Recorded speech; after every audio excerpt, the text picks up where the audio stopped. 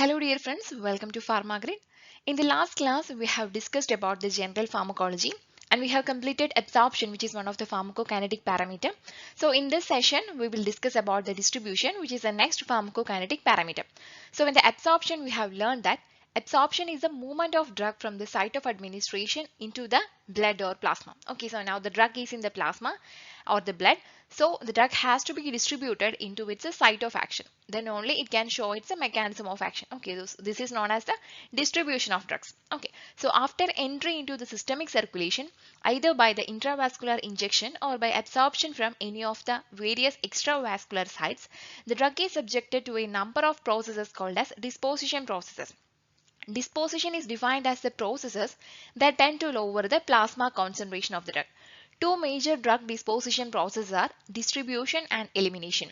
Distribution involves reversible transfer of a drug between compartments, and elimination causes irreversible loss of drug from the body. Irreversible means which cannot be reversed.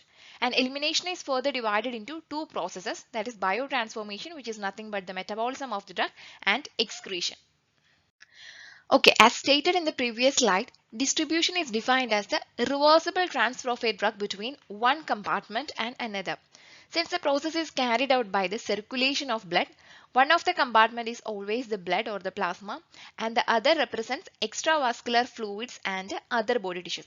So distribution is a reversible transfer between compartments. Okay, so the one compartment is always will be blood or plasma and the next compartment is extravascular fluids and other body tissues. So in other words, we can say that distribution is a reversible transfer of a drug between the blood and the extracellular fluids and the tissues. Then distribution is a passive process. Okay, passive process. So since it is a passive process, the driving force is concentration gradient between the blood and the extravascular tissues. The process occurs by diffusion of the free drug only until equilibrium is achieved. As the pharmacological action of a drug depends upon its concentration at the site of action, distribution plays a significant role in the onset, intensity, and sometimes duration of drug action. Okay, so this distribution is the delivery of drug to tissues. And mainly three organs are involved in distribution, which is the site of action, then liver as well as kidney. Then we know that in the blood there are a lot of components, especially plasma proteins. Okay, so the drug in the blood binds with plasma proteins in variable proportion, which is known as the bound form. Okay, so there will be free drug and bound drug in the blood. The points to be noted down here is that only the free drug is the active form of a drug. Okay, so this active form can enter the tissues, liver and kidney, whereas the bound drug acts as a reservoir or backup. It cannot enter the site of action or other organs. Okay, so now the drug in the blood, it is present as both free form as well as a bound form. This free form gets distributed to tissues that initially had no drug, which means concentration gradient in the direction from plasma to tissues. We have already said that distribution is a passive process and the driving force is a concentration gradient from higher concentration to lower concentration. Now, where is the higher concentration here? The higher concentration of drug is there in the blood or the plasma and the lower concentration in the tissues. Okay, so the drug will move from blood to extravascular tissues. Okay, and only the free drug can be distributed to tissues. Okay, because it is the active form. Okay, so the free drug gets distributed to tissues that initially had no drug. Okay, based on the concentration gradient. That is concentration gradient in the direction from plasma to tissues. And this movement proceeds until an equilibrium is established. Equilibrium means the concentration in the blood as well as the concentration in the tissues become equal. Okay, so this movement will proceeds or continues until an equilibrium is established between free drug in the plasma and the tissue fluids. And after that, what will happen? Then there is a parallel decline in free form in tissue and in blood, both due to elimination. Okay, so after the equilibrium, the levels of free drug in the blood as well as the tissues get decreased, okay, due to the elimination, and as a result the bound form get dissociated. Okay, so the bound form, we have already said that bound form acts as a reservoir or backup. So when there is a decline or reduction in the free form, so what will happen? The bound form get dissociated to form the plasma proteins as well as the free drug. So the bound form dissociates when the concentration of free form gets reduced due to elimination to maintain the equilibrium. Okay, so the key points to be noted down here is that the free drug acts as the active form which can enter the tissues as well as the kidney and liver, whereas a bound drug acts as a reservoir or backup. It gets dissociated when the concentration of free form gets reduced. Next is the steps involved in drug distribution. Distribution of drug present in systemic circulation to extravascular tissues involves the following steps. First step is the permeation of free or unbound drug present in the blood through the capillary wall, which occurs rapidly, and entry into the interstitial or extracellular fluid, which is the ECF. Second one is the permeation of the drug present in the extracellular fluid through the membrane of the tissue cells and into the intracellular fluid. Okay, so the second step is a rate limiting and depends upon the two major factors, which is rate of perfusion to the extracellular tissue and the membrane permeability of the drug. Okay, so in the diagram you can see the first step. Okay, first step is the permeation of free or unbound drug present in the blood. This is the free drug. Okay, this is a protein bound drug and this is the free drug. This is both interchangeable. Okay, so when there is a decline in the free drug, what will happen? The bound drug get dissociated to form the free drug. Okay, so this is interchangeable. Okay, so this is the first step, that is the capillary wall, that is permeation through the capillary wall and entry into the extracellular fluid. Okay, this is the extracellular fluid. And next step is the permeation of drug present. Now the drug is in the extracellular fluid and the drug has to get into the intracellular fluid. Okay, intracellular fluid. For that, the drug has to permeate through the membrane of the tissue cells. Okay, and into the intracellular fluid. Okay, so these are the two steps involved in the drug distribution. The first one is the permeation through the capillary wall and next step is the permeation through the cell membrane in order to reach the intracellular fluid, and the second step is the rate limiting step, which depends upon the two major factors, which is the rate of perfusion to the extracellular tissue and membrane permeability of the drug. Next is factors affecting distribution of drugs. Distribution of a drug is not uniform throughout the body because different tissues receive the drug from plasma at different rates and to different extents. So the first factor is tissue permeability of the drug. So under tissue permeability, the factors involved are physicochemical properties of the drug like molecular size, pK, which is the ionization constant, and oil water partition coefficient. Next is the physiological barriers to diffusion of drugs. Second factor is the organ or tissue size and perfusion rate. Third one is the binding of drugs to tissue components, which involves binding of drugs to blood components and binding of drugs to extravascular tissue proteins.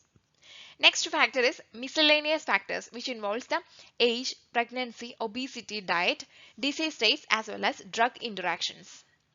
So the first factor is tissue permeability of drugs. Tissue permeability of a drug depends upon the physicochemical properties of the drug as well as the physiological barriers that restrict diffusion of drug into tissues. Let's start with the physicochemical properties of the drug. The important physicochemical properties of the drug that influence its distribution are molecular size, degree of ionization, partition coefficient, and stereochemical nature. All drugs having molecular weight less than 500 to 600 Daltons easily cross the capillary membrane to diffuse into the extracellular interstitial fluids. The degree of ionization of a drug is an important determinant in its tissue penetrability. The pH of the blood and the extravascular fluid also plays a significant role in the ionization and diffusion of drugs into cells. We have already seen that most drugs are weak electrolytes. Weak electrolytes in the sense most drugs are either weak acids or weak bases, and their degree of ionization at plasma or extracellular fluid pH depends upon their pKa value. All drugs that ionize at plasma pH, which means polar or hydrophilic drugs. Hydrophilic means water-loving drugs cannot penetrate the lipoidal cell membrane. The cell membrane is made up of lipids, so the polar hydrophilic drugs cannot penetrate the lipid cell membrane. So tissue permeability is a rate limiting step in the distribution of such drugs. Then only unionized drugs, which are generally lipophilic, rapidly cross the cell membrane. So here also the same scenario, that is the ionized drugs, which is polar hydrophilic drugs, cannot penetrate the lipid cell membrane, whereas the unionized drugs, which are generally lipid soluble or lipophilic, rapidly crosses the cell membrane. Then among the drugs that have the same oil-water partition coefficient but differ in the extent of ionization at blood pH, the one that ionizes to a lesser extent, which means the drug which is unionized will have greater penetrability than the one which ionizes to a larger extent. Okay, so the unionized drug will have greater penetrability than the ionized drug. For example, pentobarbital. Pentobarbital is a barbiturate, and salicylic acid have almost the same oil-water partition coefficient, but the former is more unionized at blood pH and therefore distributes rapidly. The influence of drug pK and oil-water partition coefficient on distribution is illustrated with the help of an example. Thiopental, which is also a barbiturate, it is a non-polar lipophilic drug largely unionized at a plasma pH, so that it will readily diffuse into the brain, whereas penicillin is a beta-lactam antibiotic. It is polar, water soluble and get ionized at a plasma pH, so it do not cross the blood-brain barrier.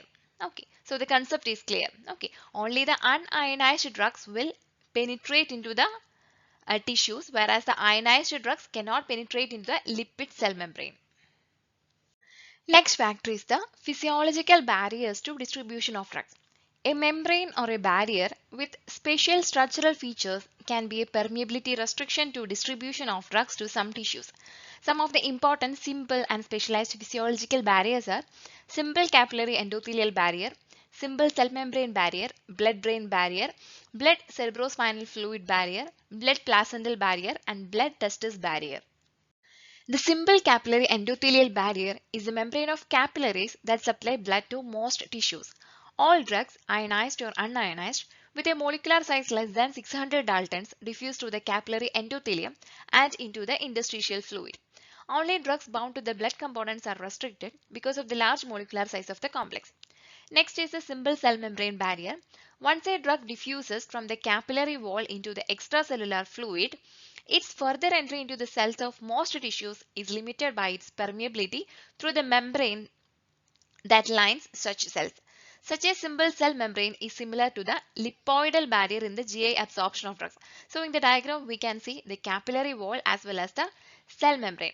Okay, so through this capillary wall, all the drugs such as ionized or unionized with a molecular size less than 600 Daltons will diffuse through the capillary endothelium. Okay, so all these drugs are in the extracellular fluid. From the extracellular fluid, these drugs has to enter into the intracellular fluid. So its further entry into cells of most tissues is limited by its permeability through the membrane that lines such cells. So the drugs of size less than 50 Daltons will enter into the intracellular fluid with bulk flow. Then lipophilic drugs of 50 to 600 Daltons requires passive diffusion, and polar or ionized drugs of size greater than or equal to 50 Daltons is transported or diffused into the intracellular fluid through active transport. Active transport means it is a transport mechanism which requires carrier as well as energy. Next one is the blood-brain barrier. The brain capillaries consist of endothelial cells which are joined to one another by continuous, tight intercellular junctions comprising what is called as the blood-brain barrier. So a solute may thus gain access to the brain via only one of the two pathways. First one is passive diffusion through the lipoidal barrier, which is restricted to small molecules. Small molecules in the sense with a molecular weight less than a threshold of approximately 700 Daltons having high oil-water partition coefficient. Okay, so for a drug to enter into the brain, the first method is by the passive diffusion. It is mainly restricted to small molecules. Small molecules means molecules having molecular weight less than 700 Daltons and those having high oil-water partition coefficient. Next is the active transport. Active transport especially for the essential nutrients such as sugars and amino acids. Thus, structurally similar foreign molecules can also penetrate the blood-brain barrier by the same mechanism. The selective permeability of lipid-soluble moieties through the blood-brain barrier makes appropriate choice of a drug to treat central nervous system disorders an essential part of therapy.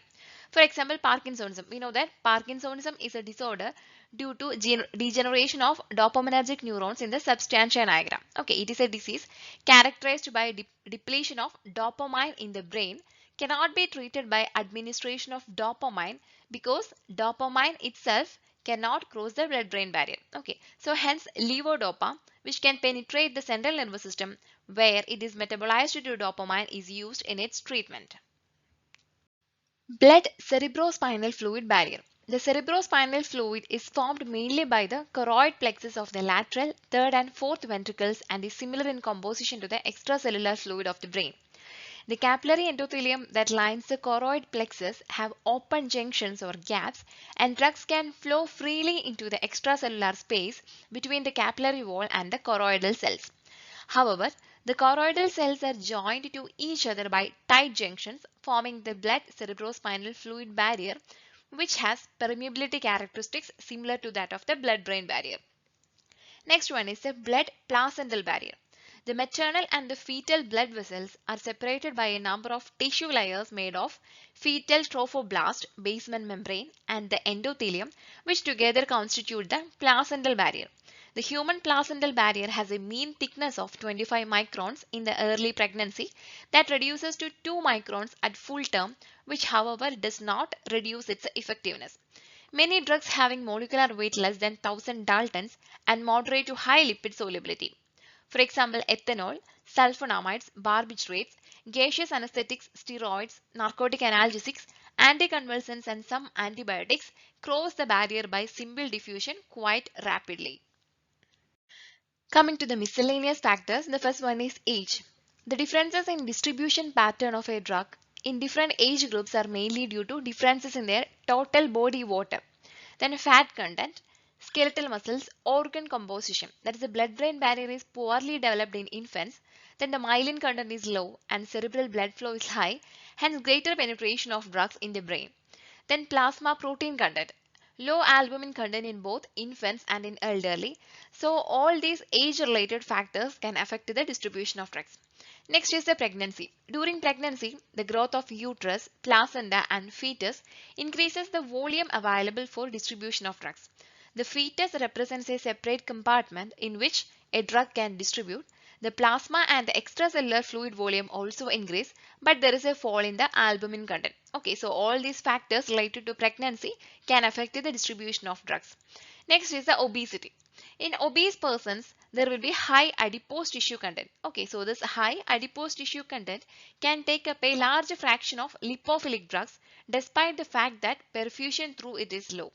The high fatty acid levels in obese persons alter the binding characteristics of acidic drugs. Next one is the diet. A diet high in fats will increase the free fatty acid levels in circulation, thereby affecting binding of acidic drugs such as NSAIDs to albumin. Albumin is a plasma protein and this albumin has greater affinity for acidic drugs. Next is the disease states. A number of mechanisms may be involved in the alteration of drug distribution characteristics in disease states such as altered albumin and other drug binding protein concentration, altered or reduced perfusion to organs or tissues, then altered tissue pH. So an interesting example of altered permeability of the physiological barriers is that of blood-brain barrier. For example, in disease conditions such as meningitis and encephalitis, the blood-brain barrier becomes more permeable and thus polar antibiotics such as penicillin G and ampicillin, which do not normally cross it, gain access to the brain. We have seen in the previous slides that only lipid-soluble drugs can cross the blood-brain barrier and gain access to the brain. But in disease conditions such as meningitis and encephalitis, the blood-brain barrier becomes more permeable. So that polar or hydrophilic antibiotics such as penicillin G and ampicillin can cross the blood-brain barrier and gain access into the brain. Next factor is about the drug interactions. Drug interactions that affect distribution are mainly due to differences in plasma protein or tissue binding of drugs. Okay, so in a nutshell, we can say that drug distribution is a process by which a drug reversibly leaves the bloodstream and enters the extracellular fluid and tissues. For drugs administered intravenously, absorption is not a factor because the drug is directly entering into the systemic circulation. And the initial phase immediately following administration represents the distribution phase, during which the drug rapidly leaves the circulation and enters the tissue. The distribution of a drug from the plasma to the interstitium depends on the cardiac output and local blood flow, then capillary permeability, tissue volume, degree of binding of the drug to plasma and tissue proteins, and relative lipophilicity of the drug. Blood flow.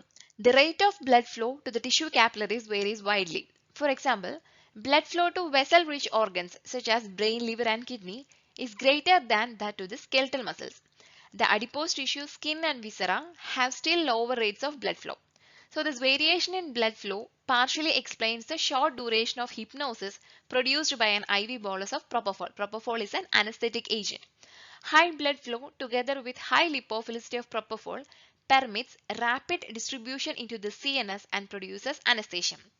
The high blood flow and high lipophilicity of propofol is responsible for the rapid distribution and production of anesthesia by propofol.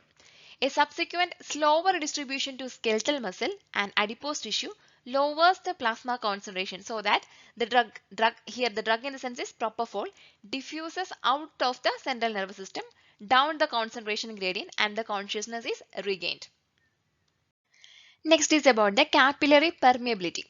This capillary permeability is determined by capillary structure and by the chemical nature of the drug. The capillary structure varies in terms of the fraction of the basement membrane exposed by slit junctions between the endothelial cells. In the liver and the spleen, a significant portion of the basement membrane is exposed due to large discontinuous capillaries through which large plasma proteins can pass. So here you can see the structure of a liver capillary. This is the endothelial cells and here you can see the gaps. The gaps is known as slit junctions. Okay, slit junctions. So this gap or large fenestrations allow drugs to move between the blood and interstitium into the liver.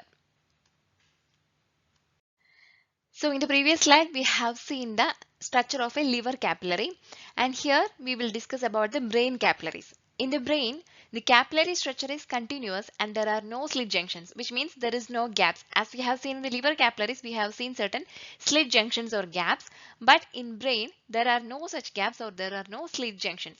So to enter the brain, drugs must pass through the endothelial cells of the central nervous system capillaries or undergo active transport. For example, a specific transporter carries levodopa into the brain. Lipid-soluble drugs readily penetrate the CNS because they dissolve in the endothelial membrane. By contrast, ionized or polar drugs generally fail to enter the CNS because they cannot pass through the endothelial cells that have no slit junctions. These closely juxtaposed cells form tight junctions that constitute the blood-brain barrier. Here you can see the structure of a brain capillary. There are no such gaps. Okay, there are no such slit junctions. So at tight junctions, two adjoining cells merge so that cells are physically joined and form a continuous wall that prevents many substances from entering the brain. So this unionized lipid-soluble drugs can penetrate the CNS by dissolving in the endothelial cell membrane. The ionized or polar drugs generally fail to enter the CNS because they cannot pass through the endothelial cells that have no slit junctions. Next, one of the most important factor or point to discuss is the binding of drugs to plasma proteins and tissues. First one, binding to plasma proteins. The binding of drugs to plasma proteins is reversible. The extent or order of binding of drugs to various plasma proteins is albumin greater than alpha-1 acid glycoprotein greater than lipoproteins greater than globulins. Reversible binding to plasma protein sequesters drugs in a non-diffusible form and slows transfer out of the vascular compartment. Albumin is the major drug binding protein and it acts as a drug reservoir. The extent of plasma protein binding is dependent on several factors such as affinity, number of binding sites and the drug concentrations at the site. The factors which can displace a drug from the protein binding site and lead to an increase of fraction of the unbound drug. Unbound drug means free drug are as follows. First one is the renal impairment. In renal impairment there will be leakage of albumin. Next is the low plasma albumin levels in conditions such as hypoproteinemia seen in chronic liver disease and malnutrition. Then in late pregnancy there will be increase in blood volume counters increased albumin production seen in pregnancy. Then displacement from the binding site by other drugs. For example, aspirin, sodium valproate and sulfonamides. Then the saturability of plasma protein binding sites within therapeutic range. For example, phenytoin. Now let's discuss about the different plasma proteins. The first and most important one is human serum albumin. It has got a molecular weight of 65,000. It is the most abundant plasma protein, that is 59% of the total plasma, with a large drug binding capacity. Then the peculiarity of human serum albumin is that it has got higher affinity for acidic drugs, but the capacity is low. Drug bound to albumin is not filtered by renal glomerulus but may be cleared by the proximal renal tubule and liver. As the concentration of the free drug decreases due to elimination, the bound drug dissociates from the albumin. That is the free drug. So we have discussed in the previous slides, that is the free drug is the active form and the bound drug acts as a reservoir or backup. Okay, so when the free drug concentration decreases, the bound drug dissociates. Okay, the bound drug dissociates from the plasma protein and it will provide the free drug. This maintains the free drug concentration as a constant fraction of total drug in the plasma. Both endogenous compounds such as fatty acids, bilirubin and tryptophan and a lot of other compounds, then weak acids, neutral compounds to weak bases bind to human serum albumin. So there are four different sites on human serum albumin have been identified for binding of drugs. They are site 1 is also known as warfarin and azarproposon binding site. It represents the region to which large number of drugs are bound. For example, several NSAIDs including phenylbutazone, naproxen, indomethacin, then sulfonamides, phenytoin, sodium valproate and bilirubin. Next is site 2. It is also known as the diazepam binding site. Drugs which bind to this region include benzodiazepines, medium chain fatty acids, ibuprofen, ketoprofen, tryptophan, cloxacillin, probenecid, etc. Site 1 and site 2 are responsible for binding of most of the drugs. Next is a site 3. It is also known as digitoxin binding site. Next is a site 4, also known as tamoxifen binding site. There's very few drugs bind to sites 3 and 4. So the site 1 is also known as warfarin and azaproposon binding site. Site 2 is known as diazepam binding site. The site 1 and site 2 are responsible for binding of most of the drugs. Site 3 is also known as digitoxin binding site and site 4 is also known as tamoxifen binding site. Next plasma protein is alpha-1 acid glycoprotein. It is also called as orosomucoid. It has got a molecular weight of about 44,000. Plasma concentration ranges from 0.04 to 0.1 gram percentage. It binds to mainly basic drugs. For example, imipramine, amitriptyline, nortriptyline, lidocaine, propranolol, quinidine and disopyramide. So the albumin mainly binds to acidic drugs. So here the alpha-1 acid glycoprotein binds to basic drugs. Next plasma protein is globulins. So globulins can be further classified into different types. First one is alpha-1 globulin, also known as transcortin or CBG. CBG means corticosteroid binding globulin. It binds to a number of steroidal drugs. Okay, so from the word itself, it's clear. CBG, that is corticosteroid binding globulin. So it binds to steroidal drugs such as cortisone and prednisone. It also binds to thyroxine and cyanocobalamin. Next is the alpha-2 globulin. It is also known as ceruloplasmin. It binds to vitamins A, D, E and K and cupric ions. Then beta-1 globulin. It is also known as transferrin. It binds to ferrous ions. Then beta-2 globulin binds to carotenoids. Then gamma globulin binds specifically to antigens. Next plasma protein is lipoproteins. The plasma concentrations of lipoproteins is much less in comparison to human serum albumin and alpha-1 acid glycoprotein. A drug that binds to lipoproteins does so by dissolving in the lipid core of the protein, and thus its capacity to bind depends upon its lipid content.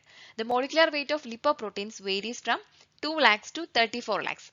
They are classified on the basis of their density into four categories. First one is chylomicrons, which is the least dense and largest in size. Next is the VLDL. VLDL means very low density lipoproteins. Third one is LDL, that is low density lipoproteins, which is predominant in humans.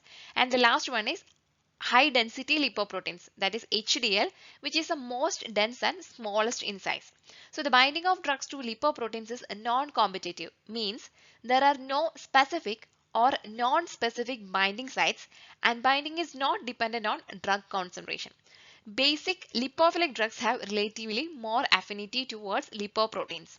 Lipoprotein binding becomes significant in cases of drugs that predominantly bind to them, and secondly, when levels of human serum albumin and alpha-1 acid glycoprotein in the plasma are decreased.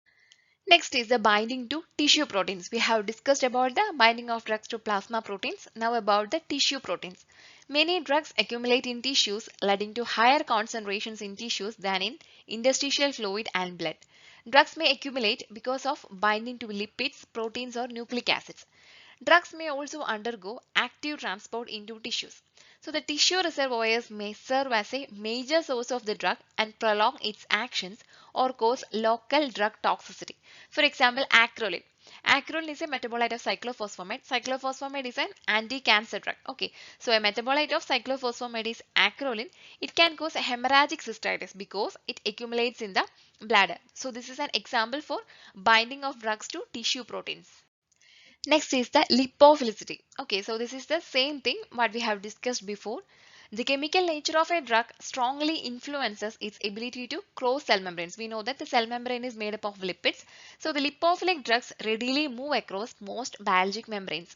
These drugs dissolve in the lipid membranes and penetrate the entire cell surface. So the major factor influencing the distribution of lipophilic drugs is blood flow to the particular area. By contrast, hydrophilic drugs do not penetrate cell membranes and must pass through slit junctions. Clinical significance of plasma protein binding. First one is free drug. Free drug is also known as unbound drug. Free drug or unbound drug is the active form. Okay, active form. Only this active form can enter into the tissues and shows the mechanism of action, and this free form is metabolized and excreted. Next is the bound form. Bound form is an inactive form. It acts as a backup or circulating reservoir. The bound form is neither metabolized nor excreted. The third point is the bounded drug is in equilibrium with the free drug. The plasma protein binding is a kind of temporary storage of drug. Okay, so we have seen before. So when there is a decline in the free drug concentration, the bounded drug get dissociates. Okay, get dissociates to form the free drug. So this bounded drug is in equilibrium with the free drug. So the onset and the duration of action. So onset means the time after taking a drug, at what time the drug produces its action. Okay, so onset is the time at which a drug produces its action, and duration of action means how long the produced action will sustain. Okay, so this is the difference between onset and the duration of action. Take two conditions. Okay, so the first one, if there is extensive plasma protein binding. Extensive plasma protein binding means there will be more bound form and there will be less free form. Less free form means we have already said that free form is the active form, and this active form can only this active form can enter into the tissues. Okay, so if there is extensive plasma protein binding, there will be more bound form and a less free form. If there is less free form, there will be less entry into the tissues. Okay, so there will be less distribution. Okay, or there will be reduced distribution. So ultimately what will happen? The particular drug cannot enter rapidly into the tissues. This will delay the response of the drug. Okay, so delays the response and prolongs the duration of action, which means the onset is slow and the duration is high. Okay, so the onset is slow and the duration is high. Take the next condition. If there is less plasma protein binding, what will happen? There will be less bound form and more free form. More free form means more active form. So there will be more entry into the tissues and there will be more distribution. Okay, so the drug will rapidly enter into the tissues. So the onset is fast and duration is short. So the duration is short in the sense here the bound form is less. Okay, so the bound form is the reservoir or backup. So the bound form is less, so the duration is short. So the 2 points or the two key points to be noted here is that the bound form decides the duration of action and the free drug decides the onset of action. Onset means the time at which a drug produces its action. If there is more free drug, the drug will rapidly enter into the tissues and produce the action very fast. Okay, so the onset of action will be very fast and the bound form decides the duration of action. So if there is more bound form, there will be more backup as well as there will be more reservoir. So there will be prolonged duration of action. Okay, prolonged duration of action. So if there is more bound form, there will be prolonged duration of action. If there is less bound form, the duration will be short. Next one about the disease conditions and the protein binding. So first one, hypoalbuminemia and nephritic syndrome. So in these conditions, albumin level decreases. We have already said that albumin is a plasma protein which has got higher affinity for acidic drugs. So if there is a decreased level of albumin, the protein binding of acidic drugs decreases. So that will lead to more free form of the drug, ultimately resulting in the toxicity. So in such conditions, dose should be reduced, okay, especially for the acidic drugs. Second one is the acute phase reactions, mainly including myocardial infarction, surgery, neoplastic disease, burns. Okay, so in these conditions, the plasma protein, which is the alpha 1 acid glycoprotein level increases. Okay, increases. So this alpha 1 acid glycoprotein mainly bind to basic drugs. Okay, so the protein binding of basic drugs increases. So what will happen? There will be more bound form. Okay, so that will produce only less action. The free drug will be less, bound form is more. So there will be less action. So here we need to increase the dose than the conventional dose. So this is about the disease conditions and the protein binding and the dosage modification according to the disease conditions. Displacement interactions. Competition between two drugs for the same binding site on the plasma proteins may cause displacement of one drug and increasing its concentrations and effects. More than one drug can bind to same site on albumin, which means non-specificity. If multiple drugs given together, for example, if two acidic drugs are given together, they will compete for albumin because albumin has got higher affinity for acidic drugs. Okay. Then if two basic drugs are given together, they will compete for alpha 1 acid glycoprotein. So the drugs with higher affinity will bind and displace the other one with a lower affinity. Acidic drugs do not displace basic drugs and vice versa. Displacement leads to transient rise in concentration, which may produce toxicity if the drug has narrow margin of safety. Let's discuss some examples for displacement interactions. So the first one is aspirin and warfarin. Both these are acidic drugs and they will compete for the same binding site on albumin. So the replacement of warfarin by aspirin will cause an abundance of free warfarin. Warfarin is an anticoagulant in the blood circulation that will lead to bleeding. The reason for displacement is the difference in protein affinity to drugs. The affinity of albumin to aspirin is higher than the affinity of albumin and warfarin. That's why when aspirin is freely present in the circulation, it throws warfarin out of albumin and binds to it instead. Then other examples for displacement interactions include salicylates displace sulfonyl urease, both are acidic drugs. Then sulfonamides and vitamin K displace bilirubin, which is responsible for the Kerr nitrous in neonates. Then salicylates displace methotrexate. Next one is an important concept, which is the volume of distribution. Volume of distribution, we will call it as apparent volume of distribution and denoted as VD, is defined as the fluid volume that is required to contain the entire drug in the body at the same concentration measured in the plasma. So after the drug reaches the blood, it may be distributed to various tissues. Our body is a multi-compartment. Okay, so the volume that would accommodate all the drug in the body if the concentration throughout was the same as in the plasma.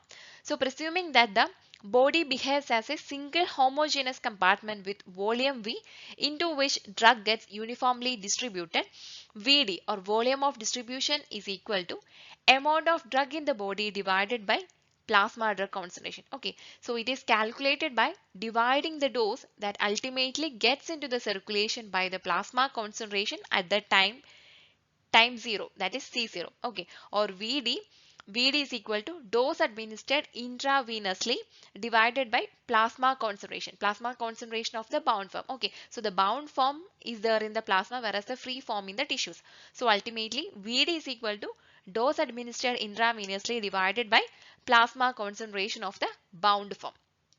Although volume of distribution has no physiological or physical basis, it can be useful to compare the distribution of a drug with the volumes of the water compartments in the body.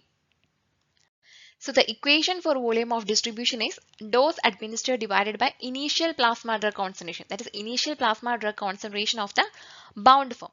Only the bound form will remain in plasma and the free drug will enter into the tissues. From the equation, the volume of distribution is directly proportional to plasma concentration of free form of the drug and inversely proportional to the bound form. Drugs extensively bound to plasma proteins. That is, if there is extensive plasma protein binding, there will be more bound form and a less free form, and there will be high plasma concentration, so that will lead to low volume of distribution. Next is if the drug is sequestered in other tissues, which means if there is less plasma protein binding, there will be less bound form and more free form or active form. So there will be more entry into the tissues.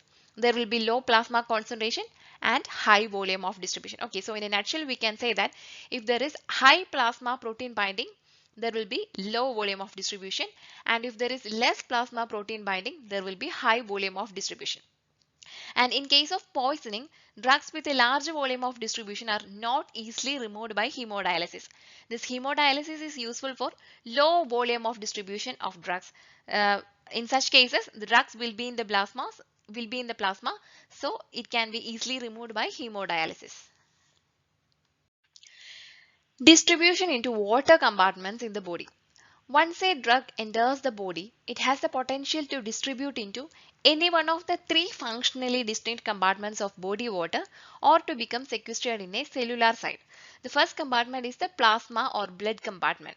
If the drug has a high molecular weight or is extensively protein bound, it is too large to pass through the slit junctions of the capillaries and thus is effectively trapped within the plasma or the vascular compartment. As a result, it has a low volume of distribution that approximates the plasma volume or about 4 liter in a 70 kilogram individual. Heparin shows this type of distribution. Next compartment is the extracellular fluid. If a drug has a low molecular weight but it is hydrophilic means water loving, it can pass through the endothelial slit junctions of the capillaries into the interstitial fluid. However, hydrophilic drugs cannot move across the lipid membranes of cells to enter the intracellular fluid. Therefore, these drugs distribute into a volume that is a sum of the plasma volume and the interstitial fluid, which together constitute the extracellular fluid, that is about 20% of the body weight or 14 liter in a 70 kilogram individual. Aminoglycoside antibiotics show this type of distribution. Next is the total body water. If a drug has a low molecular weight and has enough lipophilicity, it can move into the interstitium through the slit junctions and pass through the cell membranes into the intracellular fluid. These drugs distribute into a volume of about 60% of body weight or about 42 liter in a 70 kilogram individual. Ethanol exhibits this apparent volume of distribution. So here the two golden points to remember is that large volume of distribution indicates greater distribution into tissues. A smaller volume of distribution suggests confinement to plasma or extracellular fluid. Okay, so with this slide, we have completed the distribution part of pharmacokinetics. So thank you for watching this video. Have a great day.